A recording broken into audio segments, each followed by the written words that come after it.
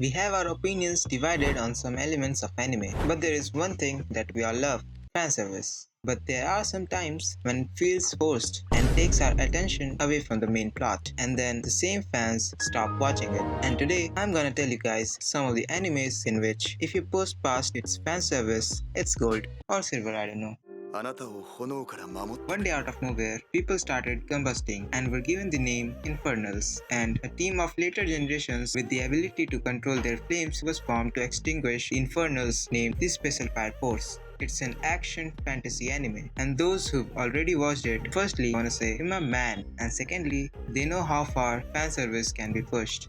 Every female character of this anime wears insanely revealing clothes. Even Sister Iris, who was supposed to resemble a nun, is often depicted in a lewd manner. You can see the fanservice in every episode of Fire Force, ranging from scenes like this to scenes like this.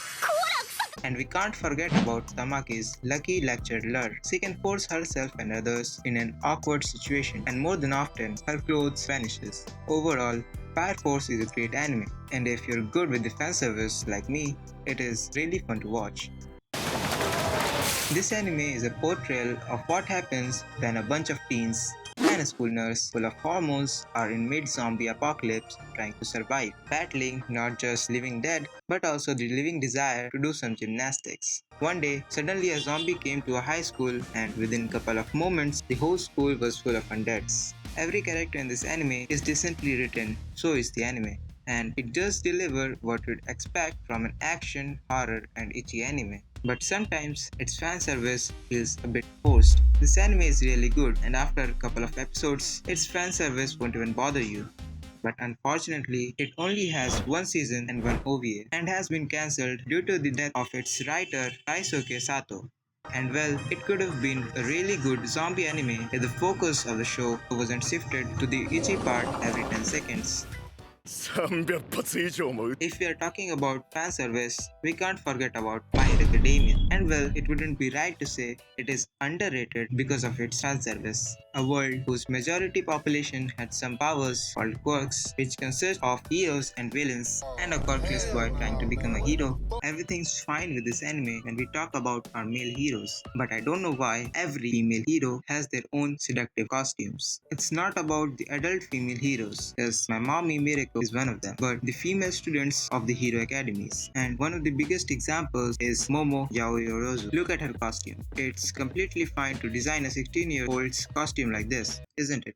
And she's not alone. You can see all of the hero students have this in common. Now, I'm not a moral police, and I would admit that this anime was the reason for my broken streak of Nonut November. Without those scenes, it might not be that famous, but we definitely would have been taking some of the female casts more seriously.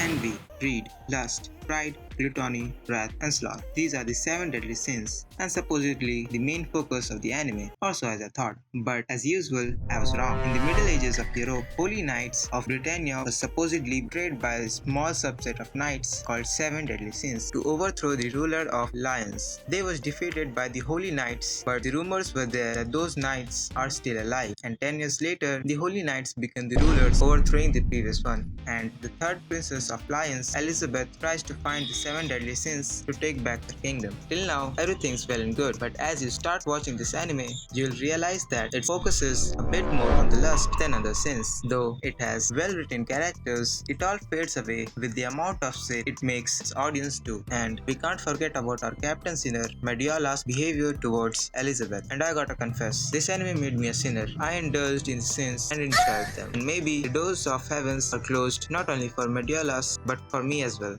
And with all that being said, the last thing I wanna say is fanservice is the cherry on top of the cake. Sprinkle it wisely and the dish will taste fantastic. But if the dish has too much of it, which never bothers me by the way, the core taste of it fades away. These animes are good. They all just caught up in the storm of fanservice. And if you watched this video till now, comment down anything you didn't like or want me to improve.